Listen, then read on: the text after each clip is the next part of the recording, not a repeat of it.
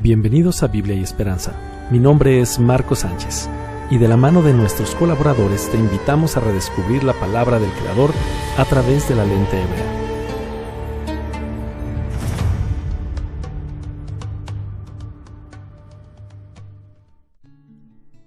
Hola, ¿cómo están? Bienvenidos nuevamente a un podcast más de Biblia y Esperanza. Espero que se encuentren muy bien. ¿Cómo estás? Bienvenida. Bendito el Padre, agradecida, contenta de estar con ustedes una vez más. Qué bendición es estar aquí con todos ustedes y pues listos para este nuevo episodio del podcast. ¿Dónde nos quedamos la semana pasada? Estábamos hablando sobre la Biblia y estudiamos la primera parte, la que llamamos aquí en Occidente Antiguo Testamento. Así que hoy vamos a ver el Nuevo Testamento. Y entonces, con esto del Nuevo Testamento, ¿qué creen? Vamos a aprender algunas cosas súper interesantes. Pero, importante, antes de continuar, yo quiero hacer una pequeña puntualización. A veces sonaría que somos quisquillosos, ¿verdad? Cuando despertamos a entender de ese concepto llamado raíces hebreas, raíces bíblicas, que por cierto ese es tema de otro podcast, vamos a entrar en ese tema un poco más adelante, pero nosotros tendemos a decirle a la parte del Antiguo Testamento, como lo vimos la semana pasada, como el Tanaj. El Tanaj. Y nosotros al Nuevo Testamento le llamamos Brit Hadashah o Pacto Renovado. O Pacto Renovado, así es. ¿Pero por qué? ¿Y por qué hacer tanto énfasis en ciertos conceptos? Bueno, todo tiene una razón de ser. Si nosotros leemos la carta a los Hebreos, Ibrim 9, 16 y 17, dice, porque donde hay testamento, es necesario que intervenga muerte del testador, porque el testamento con la muerte se confirma, pues no es válido entre tanto que el testador vive. Entonces, como Yeshua vive, pues no podemos llamar Antiguo o Nuevo Testamento, sino Pacto. Por eso es mejor que lo llamemos por su nombre Tanaj y Brit Hadashah. ¿Y eso? O Antiguo Pacto y Pacto Renovado. Así es, exactamente. De modo que este es un pequeño tip que nosotros les pasamos y esperemos sea de grande bendición. Por eso escucharán que nos referimos al Tanaj y al Brit Hadashah o Pacto Renovado. Muy bien.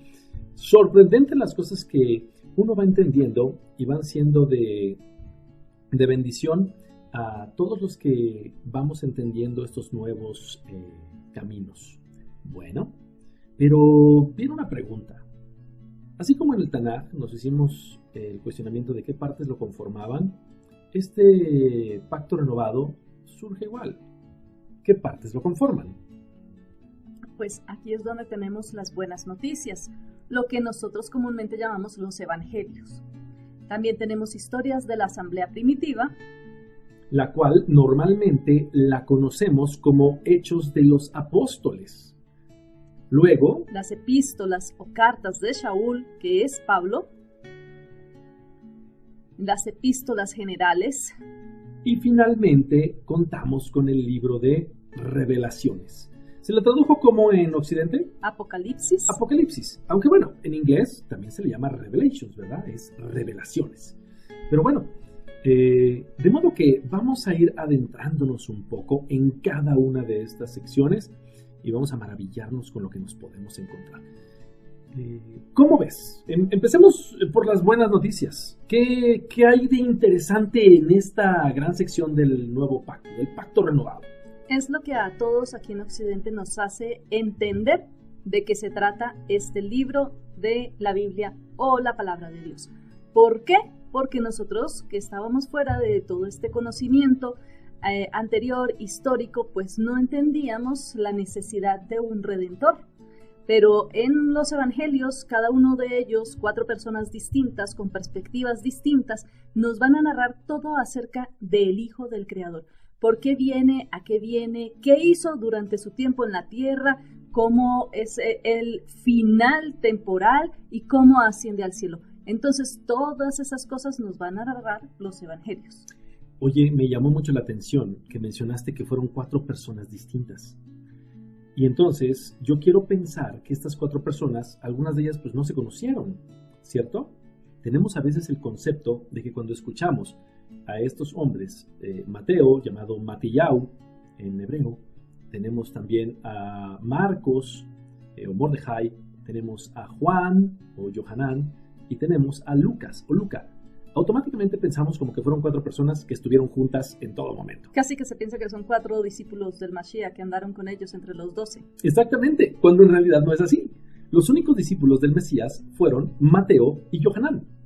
Y luego tenemos a Marcos y tenemos también a Lucas. Lucas era discípulo de Rab Shaul, de Pablo.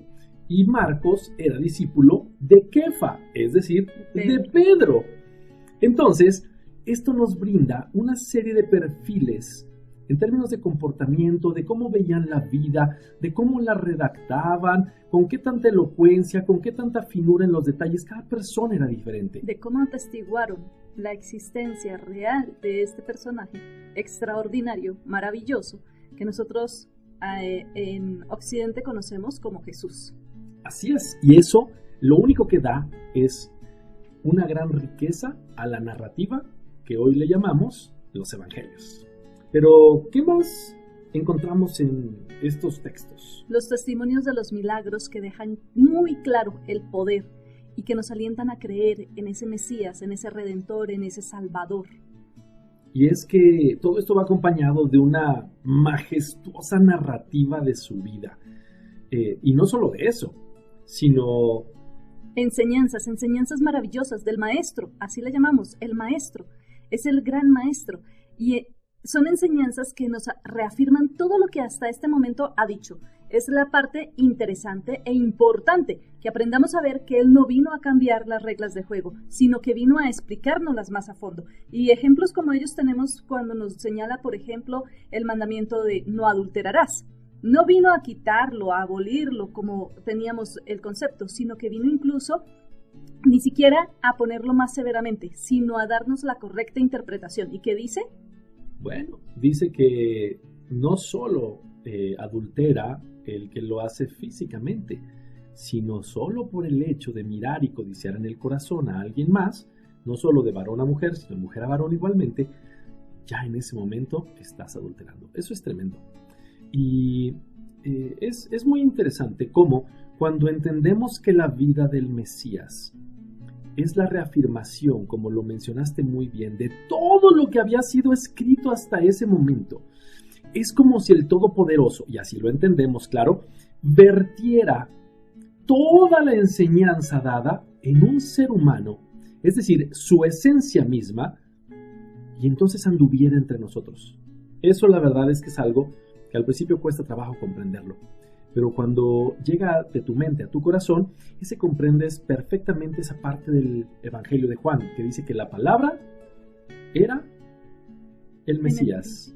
Que dice en el principio la palabra era con Elohim, con Dios, y la palabra era Elohim, era Dios. Y entonces entendemos que el Mesías es todo ese cúmulo, ese conjunto de información. Es fascinante. Pero bueno, yo creo que lo más importante es algo que mencionaste al principio. El acto de redención. El acto de redención más importante de la historia de la humanidad. Pero vuelvo al punto. Nosotros en Occidente recibimos a un Salvador, pero ¿Salvador de qué y por qué? Nosotros no podíamos entender. De repente necesitamos un Salvador. De repente, como decimos, necesitábamos un cordero. El cordero de Pesaj. Pero todo esto tiene más sentido cuando estudiamos el Tanaj. Y todo apunta a la revelación del Mesías, a la revelación de ese plan maravilloso del Eterno para reconciliarnos con Él, del Padre Celestial. Y es ahí donde aparece la figura del Mesías y todos estos evangelios nos van a hablar al detalle de quién es el Mesías. Perfecto.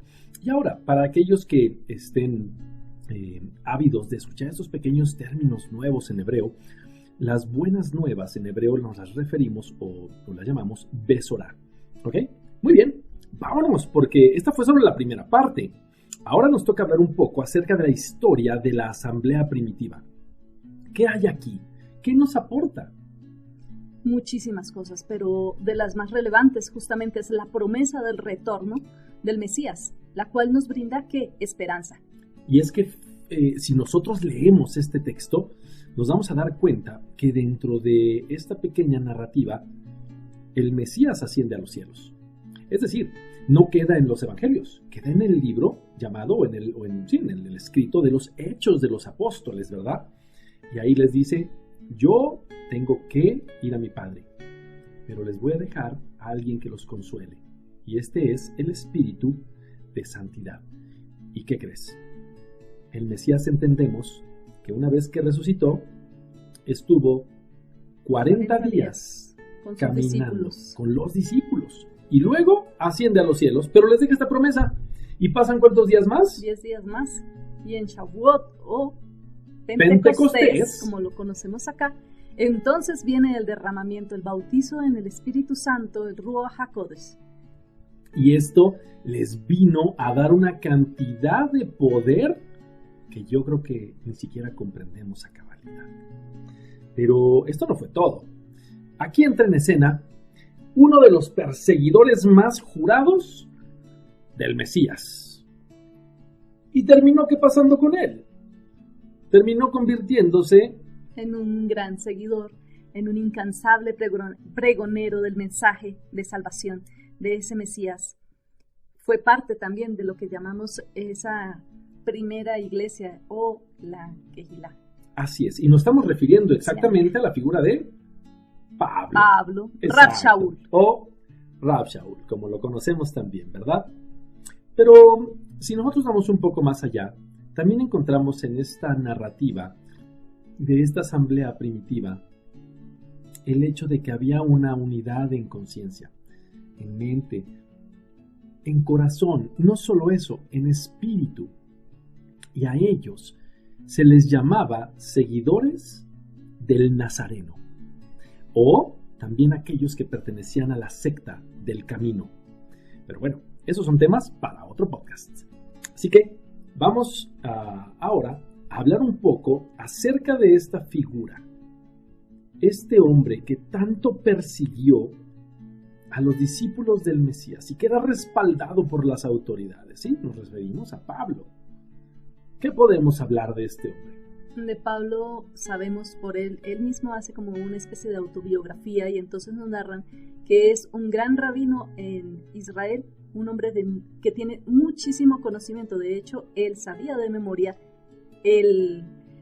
la Torá. El Tanakh se lo sabía. Este hombre está hablando desde la profundidad del conocimiento de la Escritura y nos enseña qué acerca de cómo obtener la salvación del alma, que es en realidad el eje principal de todo. Así es. De lo que nos tiene aquí, de nuestra existencia. Es la razón importante por la que seguimos al Mesías. No debería haber nada más importante en la mente de ningún ser humano que va a pasar después de que muera. Y si no eres salvo, entonces ¿qué sucede, verdad? De la misma manera, vamos a ver cómo dentro de las cartas de este hombre se establecen principios de vida como el amor verdadero, el perdón, la integridad y la unidad, la revelación de los dones del Rúa o del Espíritu, los cuales, dicho sea de paso, están presentes hasta el día de hoy. Porque hay algunas personas que han dicho que estas manifestaciones cesaron en el pasado, pero no hay ningún precedente, ni nada que esté escrito que nos hable de esto. Así que estas siguen manifestándose en múltiples lugares. El testimonio de la maravillosa posibilidad de arrepentimiento de nuestros malos caminos y el poder continuar. Pablo. La verdad es que antes de nosotros comprender estos principios, veíamos a esta persona con una óptica distinta. O al menos me sucedía a mí. Era como si trajera yo unos lentes y estos lentes fueran como grecorromanos. Y entonces me cambié los lentes y ahora tengo unos lentes hebreos.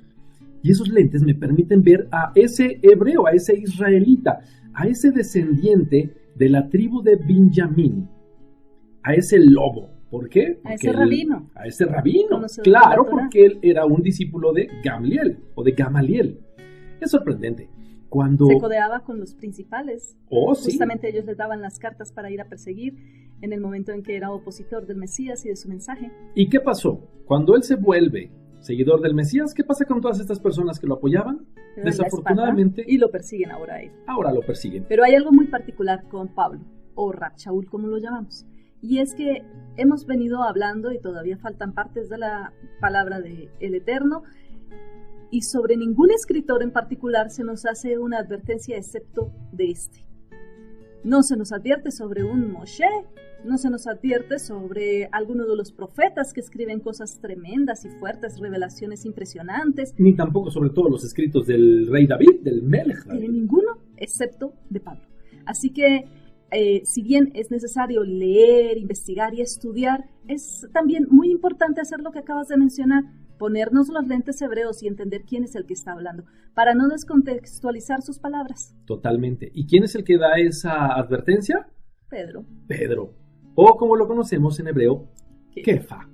Él dice, y estoy parafraseando, dice, por favor, no hagan como muchos, que en su ignorancia, en su incapacidad de interpretación, tuercen las palabras de Pablo, así como las otras escrituras. Es decir, refiriéndose a todo el Tanaj. Entonces, cierto es eso. Pablo es una de las personas más malinterpretadas de las escrituras. Pero aquí en Biblia y Esperanza, pues vamos a aprovechar para ir desentramando algunos de esos lugares recónditos como el famoso Gálatas 3, Tesalonicenses, Segunda de Tesalonicenses, Colosenses 2 y algunas otras más. Pero bueno, tenemos que seguir avanzando porque en el Pacto Renovado llegamos a otras cartas.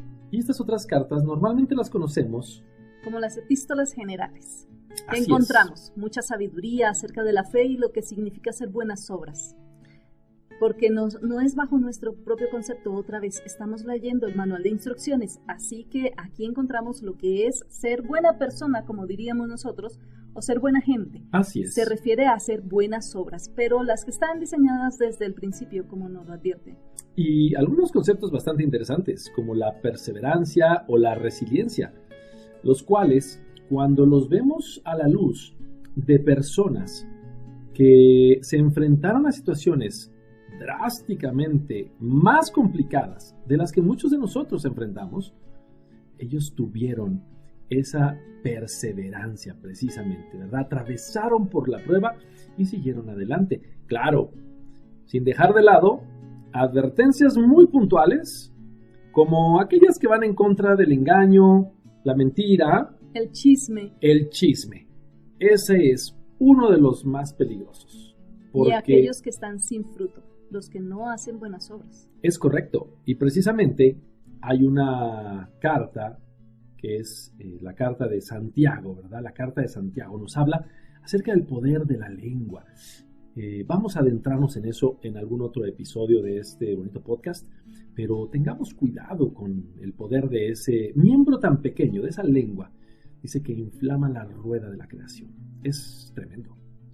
Para que finalmente recibamos datos específicos acerca de falsos maestros y enseñanzas, se nos hacen advertencias puntuales de todo lo que el Padre Celestial, conociendo la naturaleza del ser humano, íbamos a tener que enfrentar, íbamos a tener que ver.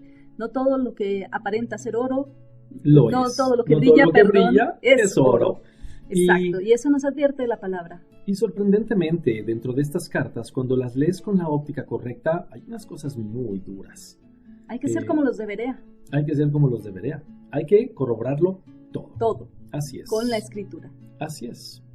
Pero bueno, habiendo pasado por estas secciones anteriores, llegamos a una que a mí particularmente siempre me dio emoción, no miedo, me dio emoción abrirlo, leerlo, y es porque yo me imagino las cosas como si estuviera viendo una película. Y bueno, pues nos referimos obviamente al rollo o a esta carta, ¿verdad? Se puede entender así, este escrito de Apocalipsis o Revelaciones, que en hebreo lo conocemos como Itgalut. Pero, ¿qué encontramos aquí en este conjunto de escritos? Pues muchas cosas. Es el último libro que tenemos en esta recopilación que llamamos Biblia, y es impresionante porque nos va a delinear muy claramente los acontecimientos que van a venir. sobre la tierra y sobre todos aquellos que desobedecen al Creador. Y eso es verdaderamente algo que aterroriza a muchos, y por eso es que no quieren abrir este libro. Pero, por otro lado, en estas mismas líneas, encontramos aquello que brinda una tranquilidad completa y absoluta. No solo una tranquilidad, sino protección. Y nos promete ayuda en tiempos de dificultad. ¿Pero a quiénes? A los que sí obedecen al Creador y que mantienen la fe en el Mesías Yeshua. Y es importante, el Mesías nos advierte también en Lucas acerca de todos estos acontecimientos y nos dice que estemos despiertos, que estemos atentos en todo tiempo, que oremos y ¿para qué? Para que seamos tenidos por dignos de escapar de todas las cosas que van a acontecer. Si recordamos justamente el relato de Éxodo, de Shemot, donde nos cuentan cómo Israel está en Egipto y vienen plagas, vienen golpes sobre Egipto, pero los israelitas no lo sufren. En Goshen están libres de las plagas. Pues es lo mismo que nos está diciendo el Mesías. ¿Cómo vamos a escapar de todas estas cosas? Estas cosas van a acontecer. Así es. Pero si nosotros estamos en oración constante con nuestro Padre, pues tenemos su dirección. Y es que pero nos advierte algo muchísimo más, que podamos ser hallados dignos de estar en pie delante del Hijo del Hombre. Porque esas son palabras fuertes. Su segunda venida. Así es. Nuestro Mesías ya vino. Él anduvo entre nosotros, Él dio su mensaje y Él vino como ese Mesías sufriente, ese hijo de Yosef. Y ahora estamos esperándolo como hijo de David. Hijo de David. Y eso no va a ser nada agradable para muchos. Ahora pero va a ser majestuoso. Y va a ser increíble. Maravilloso, extraordinario, glorioso, en poderío y majestad. Completamente. Vamos a poder ver la gloria del Hijo del Creador. Así que todos estos eventos son maravillosos. Y lo único que prometen son tiempos mejores. Bueno, por eso nuestra labor es tratar de alcanzar a la mayoría de las personas para que puedan recibir el mensaje antes de que estos eventos acontezcan. Porque ciertamente una vez llegados, tendrán que enfrentar a ese juez, que es el que reinará con una vara de hierro. Pero hay algo impresionante y es justamente algo que refiere este libro. En el último capítulo, uno de los últimos versículos, Apocalipsis capítulo 22, verso 11, nos dice: el que es injusto sea injusto todavía. El que mantiene su nivel de injusticia, y que es injusticia es todo aquel que hace lo contrario a lo que Dios dice. El que es inmundo sea inmundo todavía. De la inmundicia y de ese término podríamos hablar en otro podcast, ¿no? Totalmente, es para muy que profundo. Entendamos a qué es que está haciendo referencia, pero luego nos dice: y el que es justo, practique la justicia. Y Deuteronomio nos dirá que es justicia, y es obedecer los mandamientos del Padre. Pero además nosotros sabemos que somos justificados por ese sacrificio que hizo el Mesías en el madero. Completamente. Y luego nos continúa diciendo: y el que es santo, santifíquese todavía. Así que es una clara advertencia. Es como cuando el papá le dice al hijo, si se está portando mal, siga portándose así. Así es Dios hablándonos en el último pasaje, de los últimos pasajes de este maravilloso libro. El que no quiso obedecer después de habernos descrito con singular puntualización todos los dolores y sufrimientos que van a venir sobre los desobedientes, quiere seguir desobedeciendo, entonces adelante. Pero realmente eso nos pone a todos nosotros, los que entendemos el mensaje, una carga espiritual desde el punto de vista del amor y la compasión. Y eso es parte del ministerio, ¿cierto? Por eso se llama Biblia y Esperanza, porque queremos instar a todos a que... Porque estamos a tiempo. Estamos a tiempo. Mientras haya tiempo, hay oportunidad. Así es. Así que,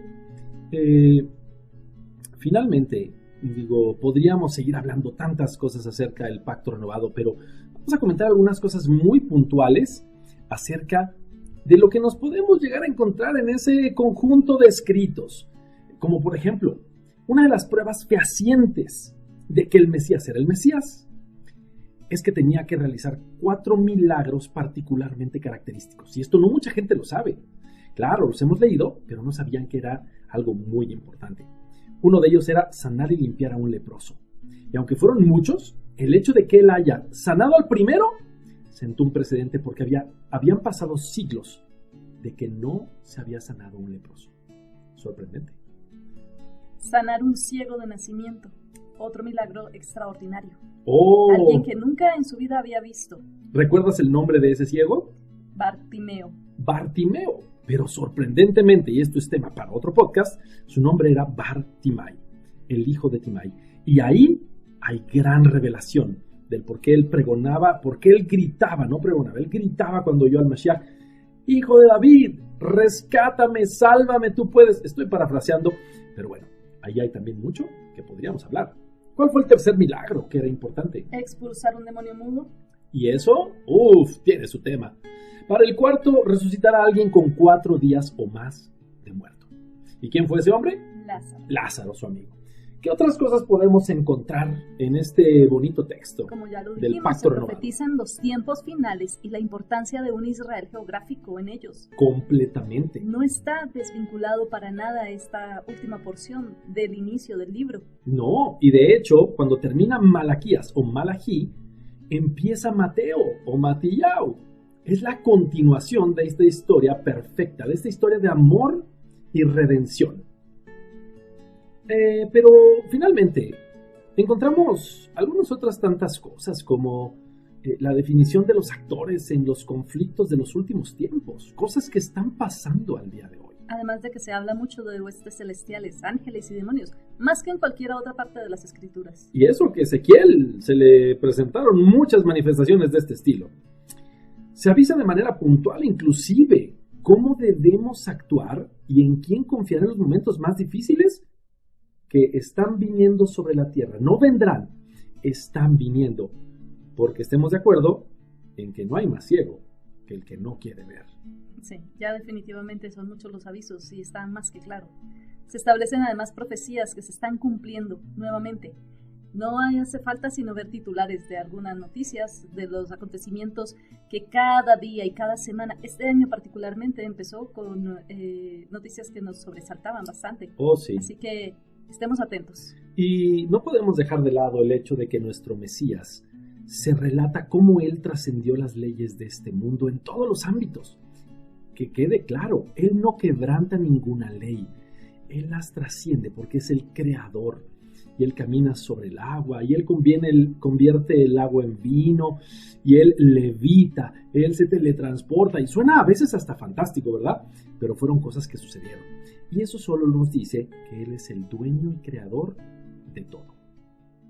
Así que, finalmente, el mensaje es: viene paz eterna, vienen los cielos, viene la promesa de redención, pero también está la increíble y atemorizante advertencia de que si no estás obedeciendo, estás en una línea muy delgada en la que puedes caer en un juicio eterno.